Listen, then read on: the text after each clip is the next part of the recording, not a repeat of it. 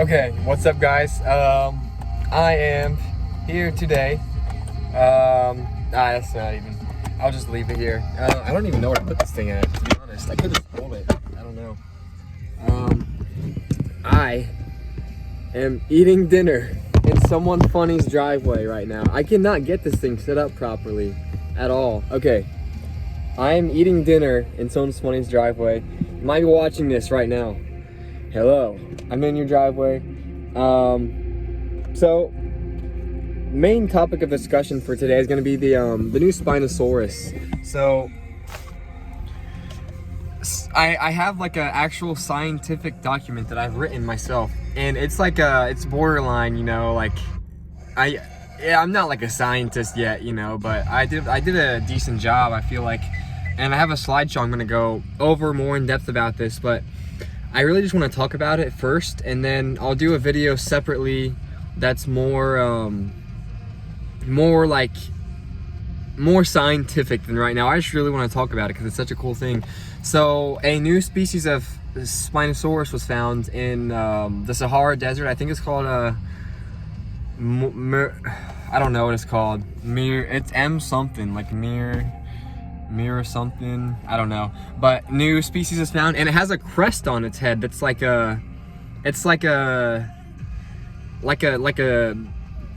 cool. And if you guys haven't seen it, you probably should, because it's like really interesting. And I heard about it last night. I don't think it was found yesterday, but it got, like, the document was released yesterday, and I read the document, and it was like,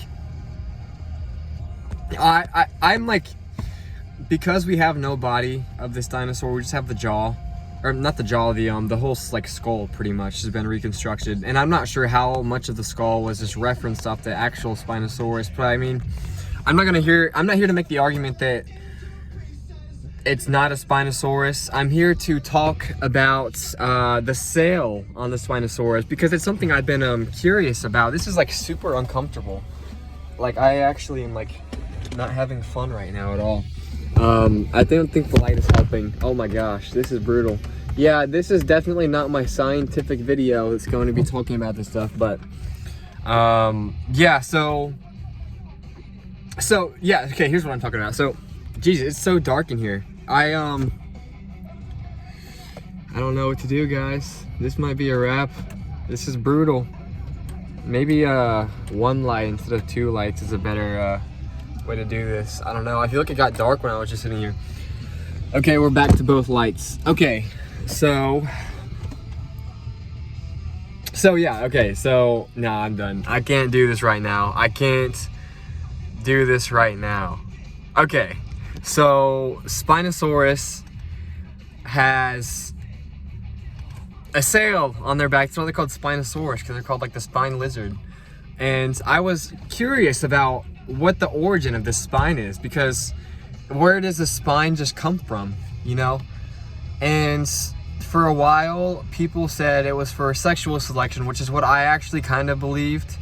And typically when scientists don't know what a part on an animal is for, they typically just say it's for sexual selection, which is what I've been finding. And I really like rolled with it for a little bit in terms of Spinosaurus, but the new Spinosaurus species actually is really interesting, because I'm going to be talking about both, like the genus as a whole is what I'm going to be talking about, not like one or the other. I'm talking about the whole genus of Spinosaurus. And I think I know. I have like a theory of what the spines are for, and I think it makes sense with evidence, which I'm going to show in a later video, but I just wanted to like talk about it now.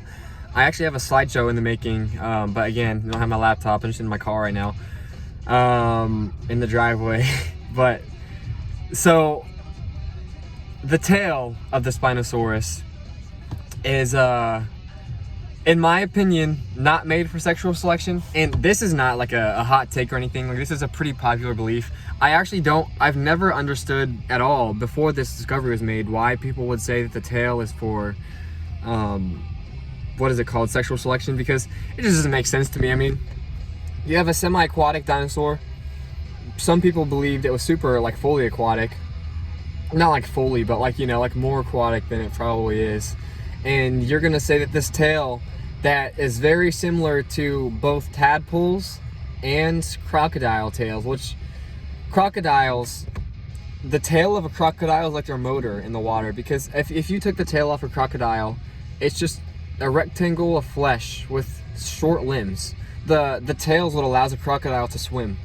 And the tail and the way that they swim, I think, is very similar to the way that the Spinosaurus would swim.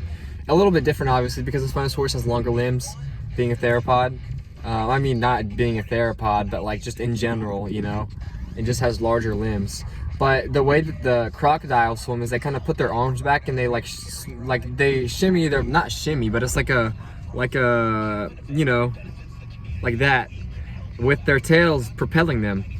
And for me personally, I have always thought that that was a pretty like normal statement to say about the tail. Some people said it wasn't, but I always thought it was like very much made for swimming.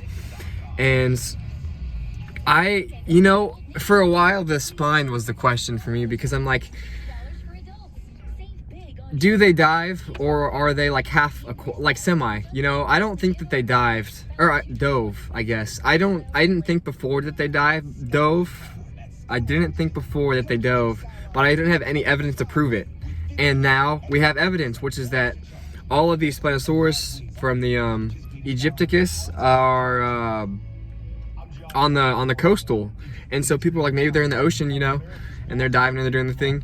But now we know that Spinosaurus were up farther in rivers and lakes, so not just the coast, meaning they're probably, I don't think it's going to be like unshallow, like I think it's probably deeper water still, but like there's definitely deep rivers there.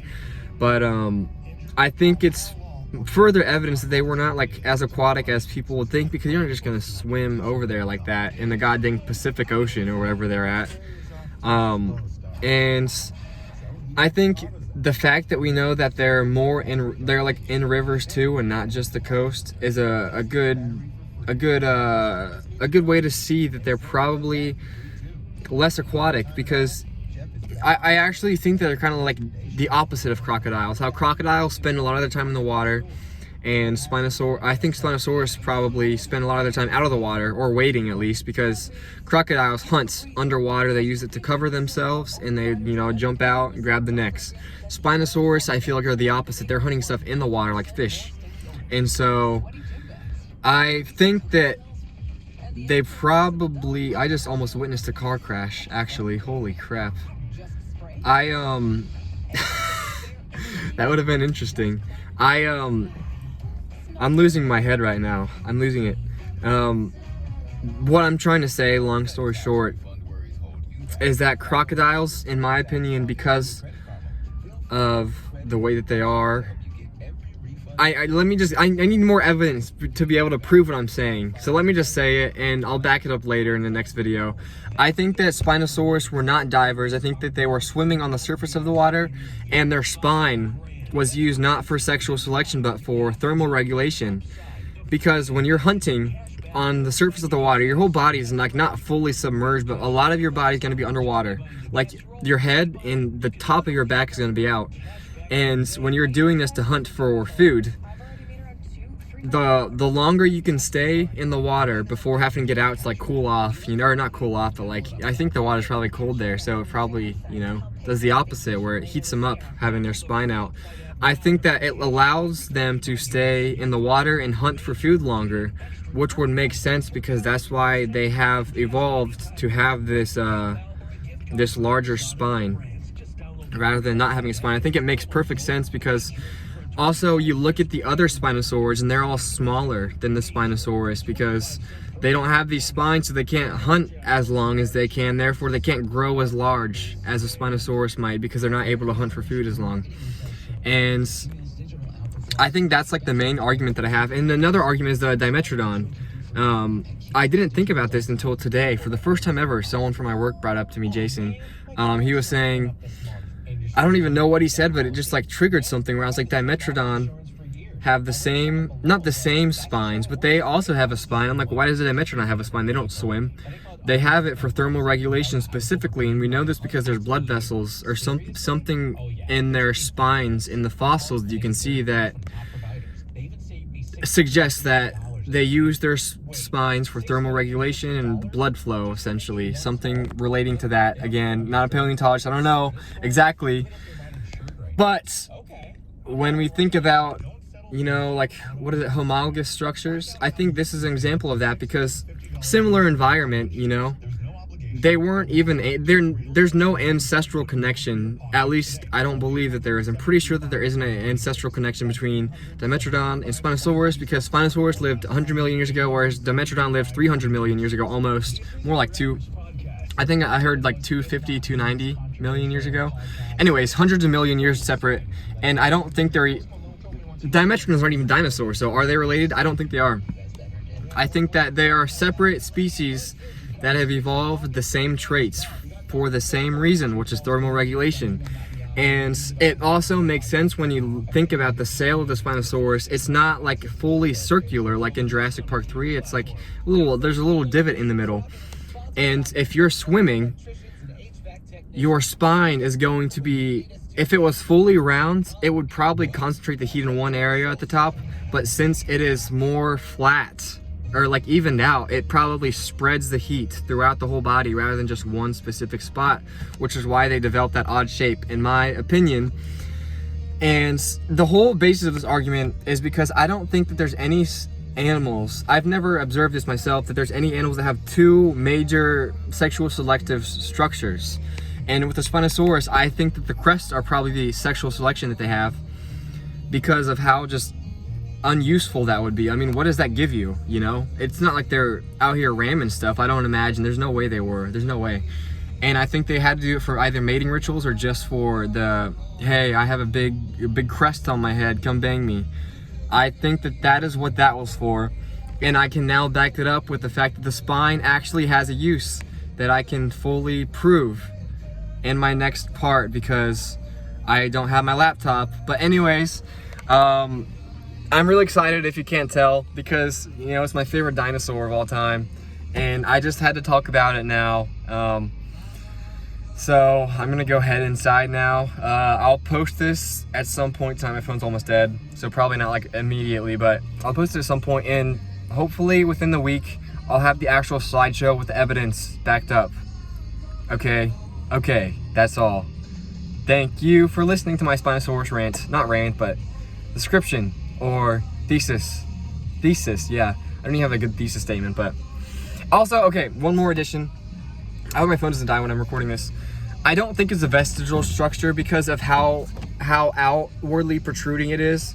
If it was vestigial, it wouldn't grow that large. You know what I mean? I don't know what Spinosaurus ancestors are considered to be, but it's interesting that the second Spinosaurus, not the Egyptus one, the new one, its structure is more along with its eyes, whereas am I getting it backwards? Because one of them is closer to the nose.